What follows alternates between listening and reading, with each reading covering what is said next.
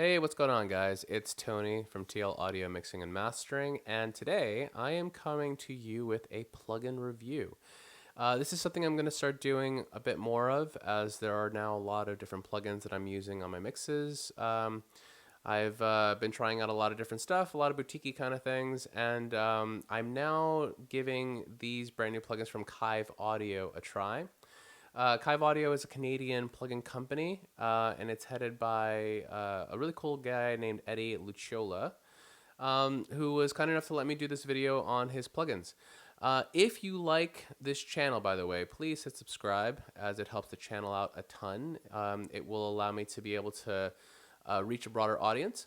And also, if you dig what these plugins are going to do for this mix, there's a link down below in the description box. Just make sure that you click on that link, and that will take you over to Kaiv Audio to purchase these plugins, which right now are on sale. I believe they're at 25% off, and they're brand new, so like be one of the first ones to get them.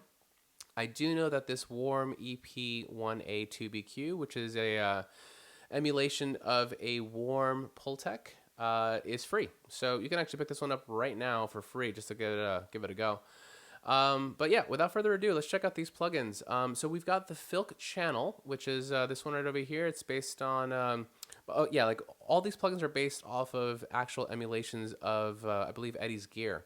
So it's all analog based, and it sounds really, really good. So like you got this like 500 module kind of setup over here for the Filk Channel. It's really cool, really sweet. It could do a lot. It's very powerful. And then also over here we have this Lunchbox Amp Sim, which right now I've got it in the effects channel, which is why you're seeing these pedals. But the actual plugin looks a bit like that, which is absolutely beautiful. I love this thing. I mean, I want to play on this amp right now. If I was in the studio, I want an amp that looks like this. And then there's the Tape Face, which is a tape emulation sim. I'm sorry, a tape emulation plugin. Sounds fantastic. It sounds really, really cool. And we'll get into like how I used each one of these plugins on this mix. Right now I'm mixing a track for a guy named Chris J. Smith. So Chris and I we date back to the very first tutorial that I ever put out, which was the one on top-down mixing. I think it's the one that's been the most viewed on my channel.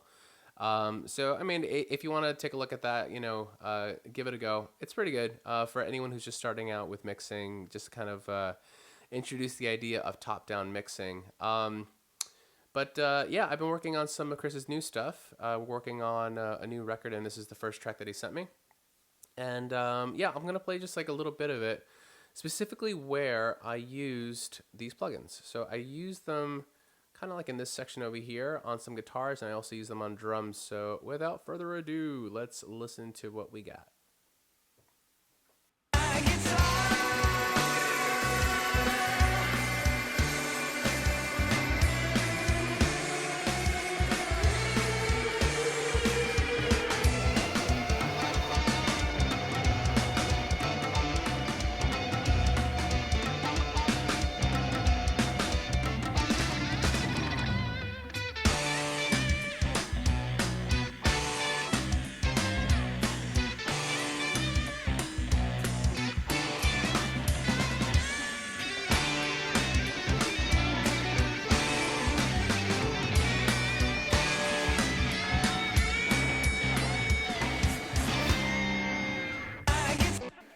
Cool. Very, very cool. Yeah, those delays are absolutely nuts. I may actually do a video, maybe a tutorial on maybe how I mix this song. So leave a comment below, maybe if that's something that you're into. Like if you want to check out how I mix this song, how I got some of those delays and stuff, and maybe I'll put that together in the future. So let's look at this Lunchbox Amp Sim, as I'm using it on this guitar right over here. So the song itself, I mean, it's got like a little bit of like a kind of like a I mean, I don't want to say like full on funk rock, but one of the references was some Primus. So kind of like a punchy sound. He wanted a little bit of like, just like creative swirls, just a lot happening, especially on the ending of this track. And so originally what he sent me this this guitar here, which with all the processing sounds like this.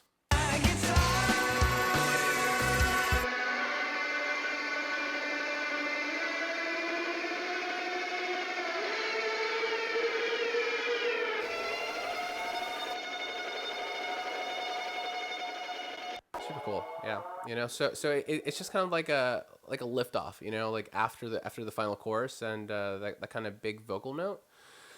So let me just take off everything that I've got here right now. So this is originally what was sent.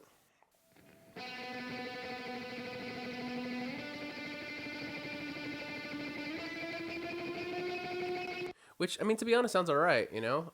In the mix though, it was kind of not really doing what I wanted it to do.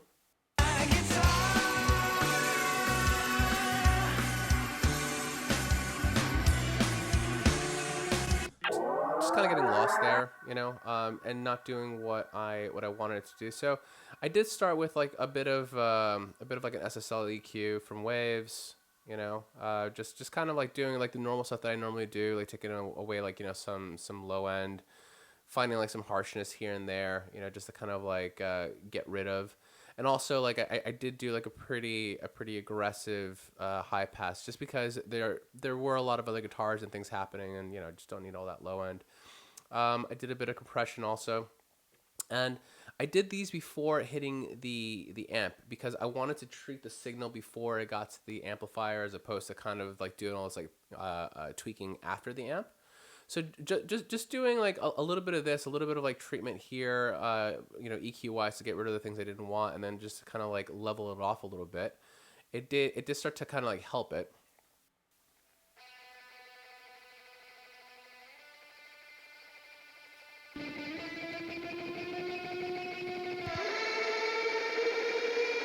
That's obviously with everything on it. So let's dive into what I did with the Lunchbox. So I wanted to give the guitar itself a different sound from all the other guitars, you know, because most of the other guitars, I think I just used the SSL and the CLA3A with, you know, just like a little bit of like tape saturation and whatnot. And that was like the actual sound of the other guitars in the mix. But then for this particular guitar at the end, and also I think for the, no, it was just for this guitar at the end.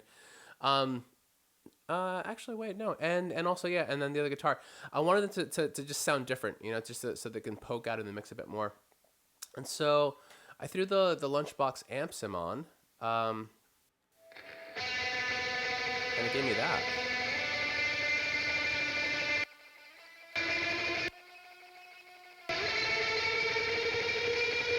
Now this plugin from what I got from it, it did make the mono signal into a stereo signal, so that's why it's coming in hot on stereo. I'm gonna make this a little bit bigger, which you can do over here with this little knob, just so it might be a little easier for some of you guys to see. I mean, I use glasses, so my eyes are not so great. But yeah, so check this out. So we've got our input knob, yeah. So like we can obviously change how much is being fed into the amp.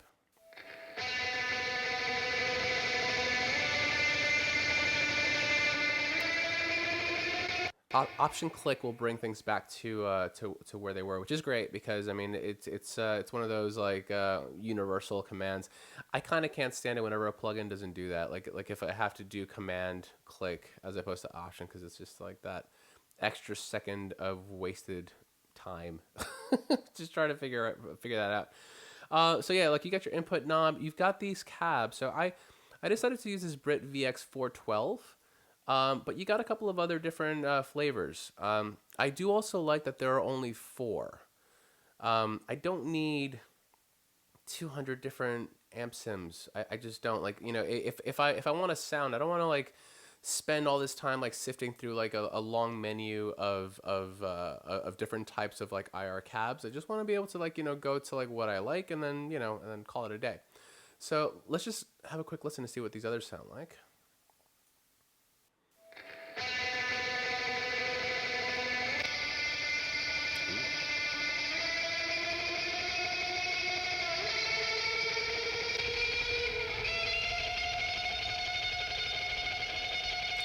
Get a bit of that kind of like cab resonance on this what looks like a Mesa Boogie 212. you'll hear a bit of that rumble on the left right, you know, and it does sound like just cab resonance, which is nice sometimes. Like you actually sometimes do want that in a mix. For this particular mix, because it was so dense at the end, I didn't need that, so I just decided not to use it.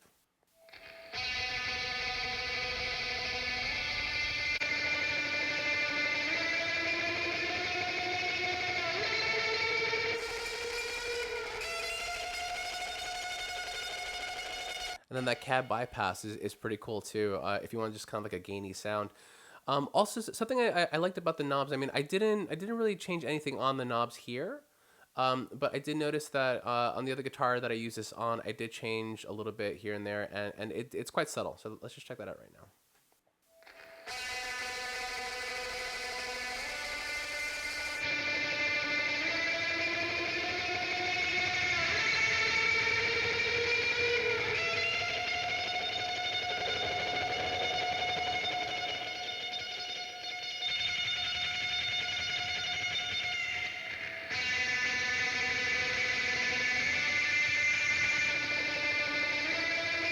Very cool, and it sounded great. Just everything, just at nominal, So I left it as is.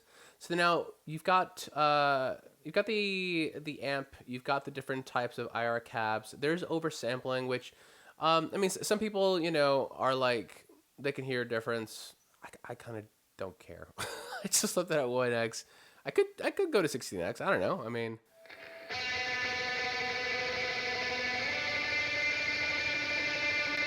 It sounds great. Then you got these Stompboxes, and these are actually doing a lot of heavy lifting for this particular sound. So if I turn these off, which you can actually just do by clicking on this over here, or you could do it by clicking the buttons, which is cool because I am a guitarist, and I like that I can click those buttons. So if I take them off, let's see what we got.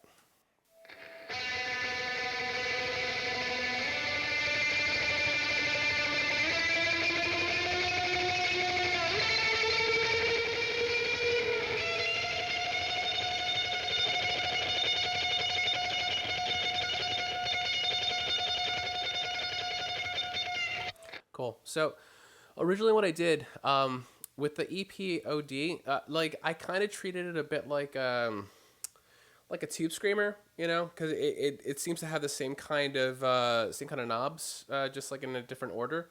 And usually with like a tube screamer kind of pedal, the tone, whenever you put it all the way to the right, starts to get that kind of like high gainy kind of gritty sound. So I wanted to get rid of some of that off the top end on this guitar, so I did bring it over to the left, and that was just kind of like an intuitive thing. Like I just saw what I had on the plugin, and immediately I was like it does kind of remind me of that tube screamer like 3 knob setup, and I do know that when I go off to the left on the tone, it kind of like just deadens the high end a little bit.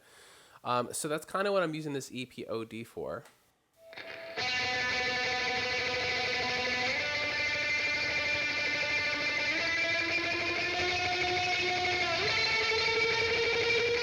Literally just to soften the top end just a little bit.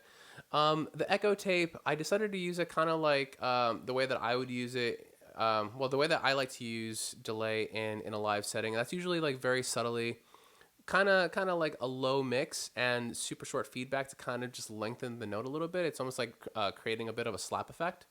But it's such a short slap effect that all it really does is it kind of just makes the note feel a little bit longer. It's a super subtle thing. I do it for like live gigs, and whenever I'm doing like any kind of like solo, anything, or if I'm trying to like make a guitar tone a little bit more dense, then this is just something that I like to do.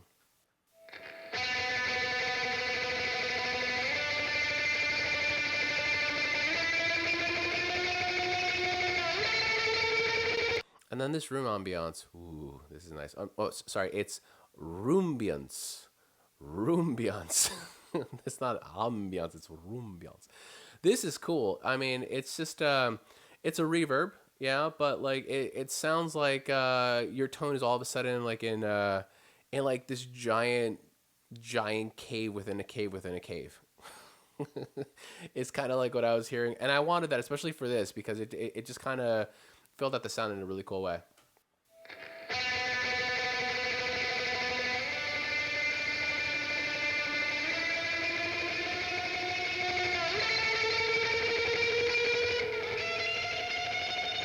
It adds a little bit of low and mid. You know, it's not the kind of reverb that's like bright, which I kind of like a lot. You know, and it almost just kind of makes the tone even a little bit more stereo, which is really really nice. Let's just hear that one more time.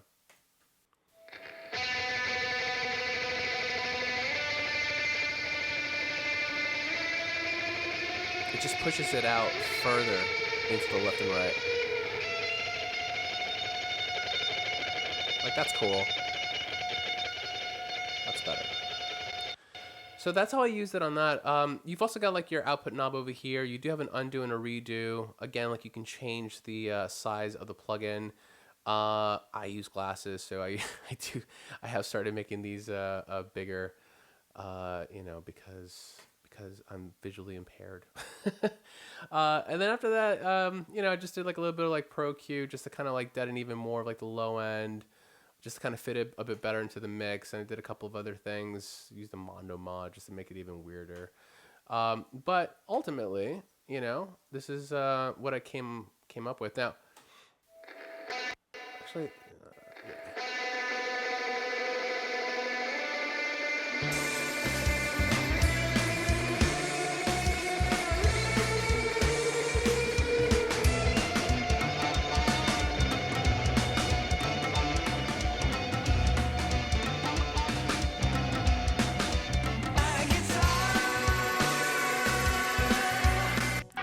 super cool.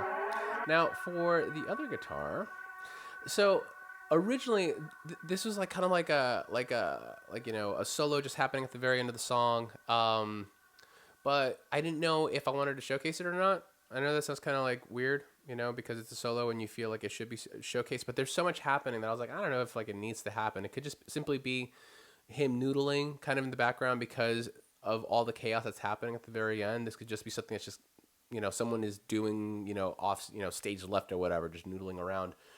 But then the more I heard it, the more I wanted to kind of showcase it. So I hit it with the Filk Channel. Now this thing is cool. I love 500 module type plugins. I just do because it just looks simple to use. It's not intimidating. You know, and it's approachable. I like that. I like a plugin that I can like look at and be like, yep, okay, I know what that does. I can do this. And that's a really nice thing about this plugin is that it's very much intuitive. You just look at it, and if you've used the 500 module before, you'll feel right at home with it. And if you've never used the 500 module, the controls are so simple that you can figure it out pretty quickly. So we've got a pre over here just to kind of like bring up the level, you know, add maybe like a little bit of saturation coming straight into the EQ and then going into the compressor. The compressor, it looks like it's kind of like an 1176 type compressor in that it just has like an input and an output. So your actual compression level is going to be dictated by how much you're bringing in, as well as how much like you're feeding into it from the EQ. You know, so if you do bring in the compressor kind of hot, you know, if you bring in this knob up, it's going to start to like bring up your gain reduction. You're just going to get more compression. And then you can control that output over here.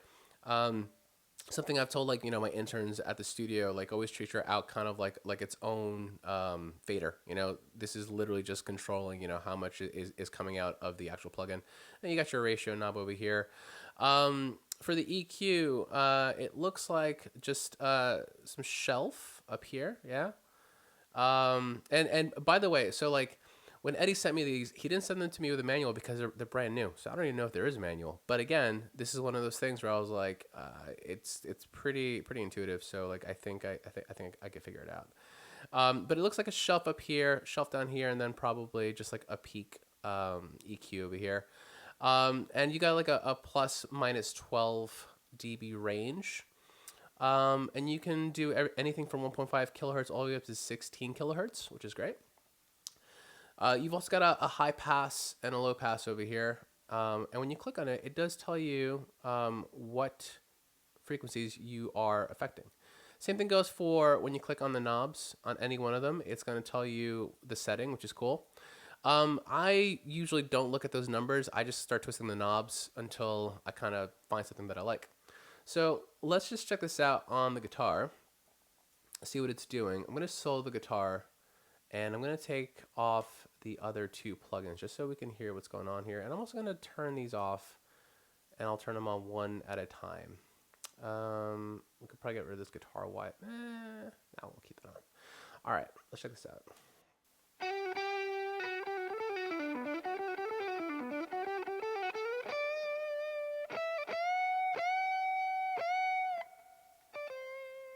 See, so like it sounds like it could be one of those solos that's just happening, you know, like like the second guitarist is probably like, you know, warming up backstage or whatever, right?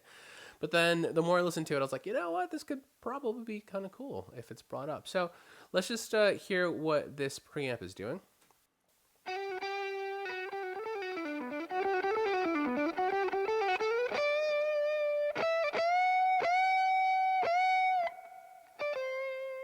So the way I used it, and I'll do this in the studio sometimes too, is you know, and when I do it at the studio, like I'm committing to that sound. So that's something that I liked about this particular pre, is that it was giving me the sound that I usually like to look for in a studio setting, which is a bit of that kind of crunch that you can get off of a pre when you kind of drive it a bit hard. So I'm almost using it like an overdrive, really, just to kind of thicken the tone up a little bit. Let's hear it one more time.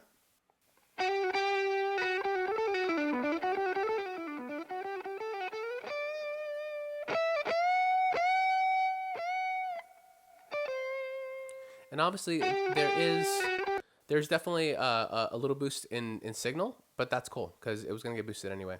Let's see what's going on with the EQ.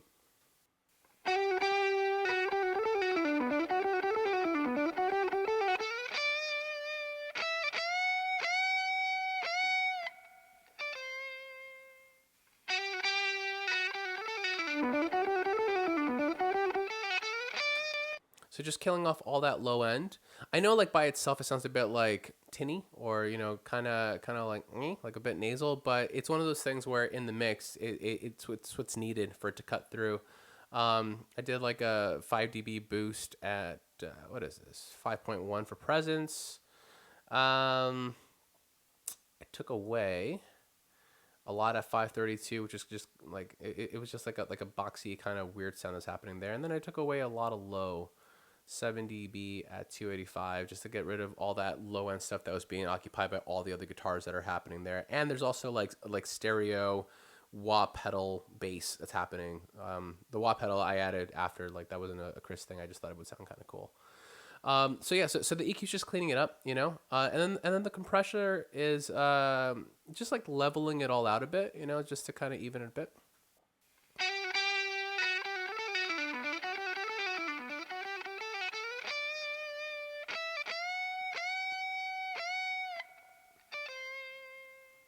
Very cool. There are factory presets on these, by the way, also. I forgot to mention this, but the Lunchbox Amp should have some factory presets that you can like go through. And, you know, Eddie and co have spent a good amount of time to get this stuff, you know, ready for you so you can just like start messing around. I am going to,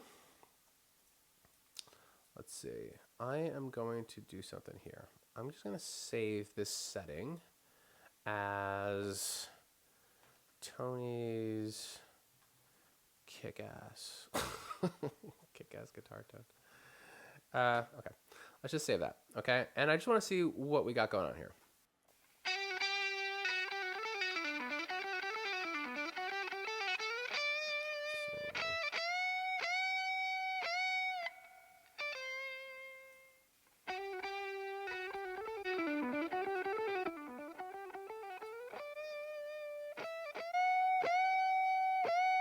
Yeah.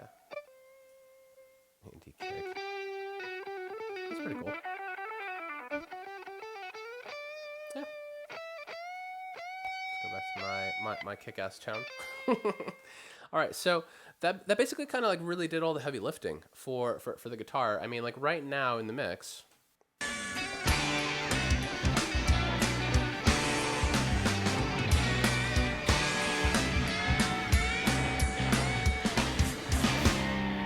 Sounded all right, you know. I wanted to warm it up though, so why not use the Warmy EP1A? Um, it's very subtle. I did talk to Eddie about this.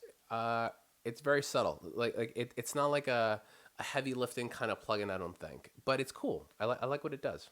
Let's just check that out.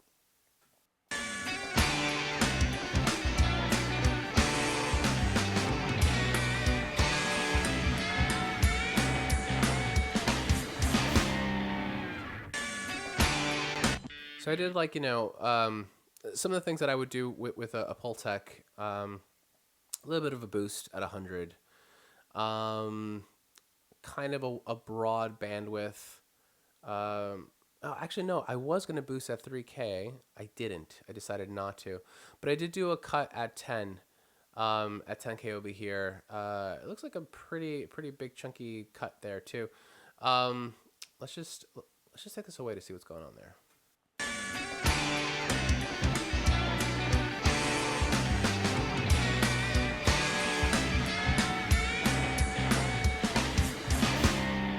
Yep, just trying to get rid of some high end, little bit of high end that I didn't like. So I just cut at 10K. Oh yeah, and we have an undo button and a redo button on all these plugins, which is cool. So in case you do something that you don't like, you can always change it back. But yeah, so I mean, if you got a pultec, if you ever mess with a pultec, yeah, it's a pultec. But it's based off of a Warm Audio pultec, which is cool. Because Warm Audio I don't have any Warm Audio plugins. This is the only one. So I think maybe this might be the only one. So if you want this plugin, this is free. This is absolutely free. If you go to the Kaiv audio link in my description box, so you can pick that up. Also, real quick, just because we're almost done with the video, if you've liked the video format, leave a comment below. Let me know what you think, because I'm going to be doing a lot more of these plugin reviews, as well as like tutorials on how to, do other stuff. Like, I don't know, get a kick to smack and get delays to delay. But I am going to be doing these reviews a lot more because they are kind of fun. It's just kind of cool to do a deep dive into these. So let me know what you think on, in the comments below, and use that link. Go to Kaiv Audio, check out the plugins, pick this one up for free, try it out. See if you like it. I do, and of course, the other plugins as well. So back to it. Let's get rid of this guy, and I decided to run this into the Lunchbox amp. Now, I normally don't do this. I normally don't do like like an amp recording into an amp sim. If ever I'm using an amp sim, it's almost always a DI. That's just the way I run. That's how I do. But for this particular track, for whatever reason, I was like, let me just see what it does if I throw it on. And I did. And I did do a couple of setting changes here on the actual amp. So let's just hear that right now in solo.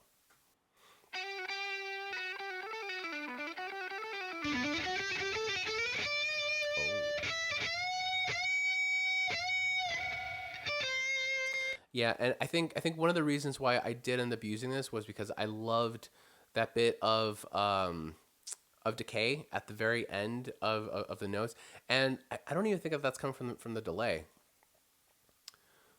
Let me just check this out. I think it's the actual amp sim itself. Like it's actually like the IR cab doing it itself, which is pretty cool, I think.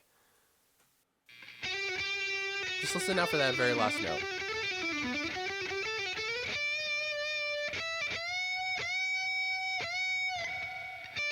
Yeah. So that is the actual amp. It's not the echo tape. It's actually the amp emulation, which is really cool. Like that you're getting an emulation based off of something that was recorded in a studio, which I think is pretty cool in and of itself.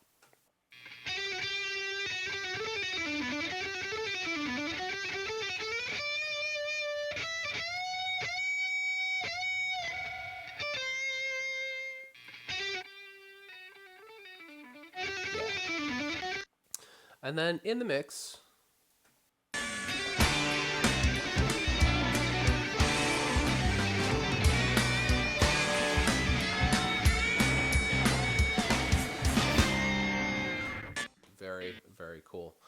All right, so the last plugin that we've got, which is actually the very last plugin that I added, which is also I sent the track off to Chris without this plugin, but then I was like, you know what? Let me just see what it sounds like here in this one spot, and it actually made the mix better, which is cool. That's what you want, right? You want a plugin that's going to make your mix better. So let's make this big again, just so you guys can really see what's going on. This is Tape Face. I like Tape Face. I like any tape emulation plugin. Because I like tape and I like the way it sounds and I like what it does. I like slamming the needle into the red, which, by the way, somebody once told me this a long time ago. But when you're using tape emulation plugins, this is like a pro tip. All right, it's not so much just like running it into the tape plugin. Try to get it so that it's not slammed unless that's the sound that you want, which is totally fine too. I mean, like if you want like a super like kind of like lo-fi garage kind of sound, then slam the hell out of that needle. But make sure that needle's hitting the red, because that's where you're gonna find like those rich kind of tape saturation tones that you're probably after. All right. So what did I use it on? I used it on the overheads. This song is not like a lot of the songs that I've mixed in the past, because what Chris sent me, even though it looks like a lot of drum tracks, all these kind of like bluey, purpley color tracks are all the drum tracks. What he actually sent me was a kick in, a kick out, a snare bottom. Yeah, like this is a snare bottom that he sent me. This snare top was actually I had to use a sample to kind of get a top going. I don't know why he didn't send me a top. It might have just been a lack of microphones, maybe. And then he sent me two overheads, which he recorded in a Glenn Johns setup, which is cool. I do like Glenn Johns, but that's all he sent me. He sent me two overheads, a snare bottom, and then two kick mics. And I had to use a kick sample and also a snare sample just to kind of get it to do what I needed it to do. And so a lot of the tone of the drums is coming from the overheads. I had to do a lot of stuff to the overheads to kind of make it roomy, make it big. I didn't have tom mics or any of that to work with. So let me play this for you with the plugin, and then I'm gonna take it off so that you can kind of hear what it's doing. And I'll play the same area that we've been using, which is right here.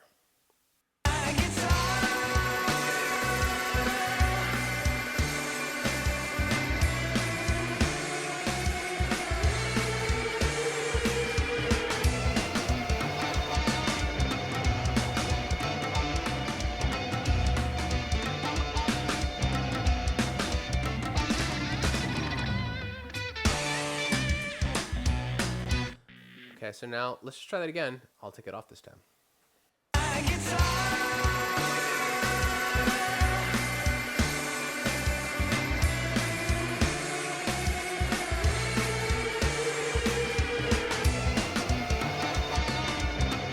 So what I want you to listen to is the cymbals. Listen to what it does to the cymbals. It softens them in a nice way. Not to say that the final mix that I sent off to Chris is harsh. It's not harsh, but this does soften it in a really, really cool way. So I'll take it off and then I'll put it back on. Just have a listen.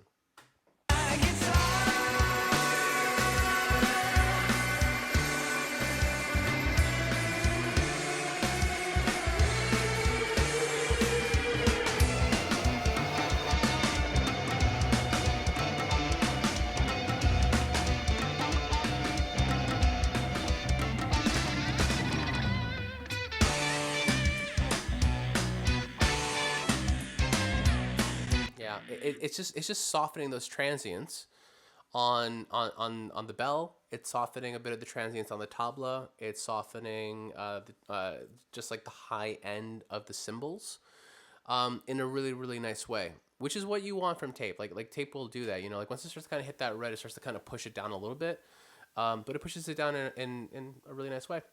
I've got it on the drum smash, but I use the mix knob to set it to about 25. Yeah, 25. Cause like full on, it's like smashed.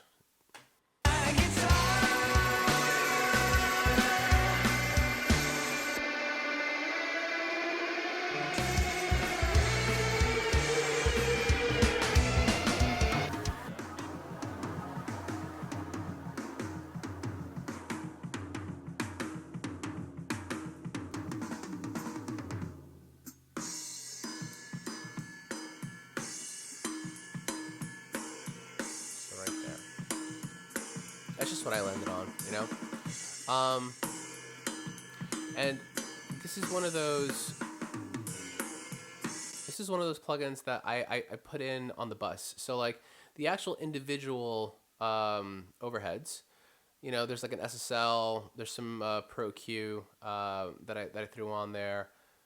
I did this neat little trick where I like enhanced the toms because again I didn't have any toms, so I had to create like a tom enhancer, which is over here. Um, and I used some compression. I sent it to like an arouser. There's some drum verb. There's some more drum verb. There's a double lock, and all those things were to obviously bring out more and more and more out of the overheads, just as much as I could, just to really kind of make it ambient. I threw another arouser, another Pro Q, a C4, just to kind of like make it punch a little bit more, and then after all that, I put the tape face, and it just did the trick, you know. You get your input, you get your output. You can link these, you can unlink these. You've got bias, which is cool. You can do a +3, you can do normal. I've got it on the +3. This low boost is really cool.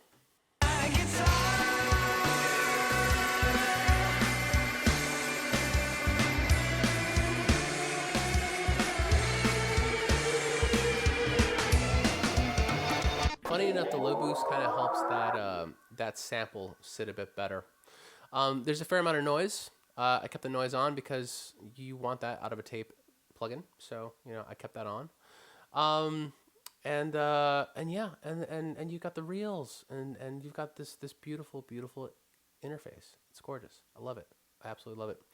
Um, but yeah, that's pretty much it. So let's look at these plugins again. So we've got our tape face. I'm going to bring this down to the regular size 100. And then what else do we got? Let's I like looking at these. And I like knowing that I'm one of the first people to have this plugin. There's something kind of like I'm part of like an exclusive club, you know? That no one else is part of yet. Everyone's, you know, on the waves and on the slate, which is great. I'm not gonna trash talk those companies because I use their plugins. Obviously, you can see that I'm using a lot of their plugins here, but there is something really nice about using something that not very many people have right now, and you can pick these up. Go to the description box down below and click on the link. Go to Kaiv Audio. Visit them also on Facebook. They do have a Facebook page. Tell them Tony sent you. Say, hey, I saw this video by this guy. His name's Tony. He's so rad. And he runs a company called TL Audio Mixing and Mastering, which mixes and masters people's music professionally and gets it on the radio and does a lot of cool stuff for a lot of people. Some of those people, actually. So we've got Chris J. Smith, which this is his track. Some other bands to look out for right now. Look out for Alias Kid, which I am now playing guitar for. I am their lead guitarist. That's this is the first time I'm actually announcing that. There's going to be a big announcement about that coming soon. And there's also a new single coming out by Jay Dunn. If you're into Americana and kind of countryish music, check him out, Jay Dunn. There's a music video coming out very soon. But yeah, you know, I'm working with a lot of really cool artists, and it's an honor to be able to use some really cool boutique plugins that no one else is using right now. But hopefully a lot of people will be in the very near future. So again, go to the description box, click on the link, go check out Kaiv Audio, buy the plugins, use them, love them. Make sure you go to their Facebook, go to their Instagram, go to their Twitter, you know, tell Eddie that he's awesome. He's a good dude. And if and when you do pick up these plugins, leave me a comment below. Let me know which one you liked the most, which one you're using the most. Yeah, that's pretty much it. And then also, again, if you liked this plugin review, I know it seems a bit long, maybe, but that's what a deep dive is, you know? So if you made it to the end, thanks for making it to the end. But yeah, if you do like these reviews, leave a comment below. Let me know what you think, and I'll be doing more of them. I've got a lot of plugins that I want to talk about, and of course, I'll be releasing some more tutorials to help the newer engineer kind of figure this all out, so that you can make music on your own and be happy with what you're producing. Um, and that's it. So once again, this is Tony of TL Audio Mixing and Mastering. Leave a like, subscribe, and also follow me on Facebook and Instagram. It's TL Audio Mixing and Mastering. Instagram is TL Audio M_M. That's all for today, guys. Take care. Much love. Be safe out there. Be healthy. Hope you guys have a wonderful day. Take care. Bye bye.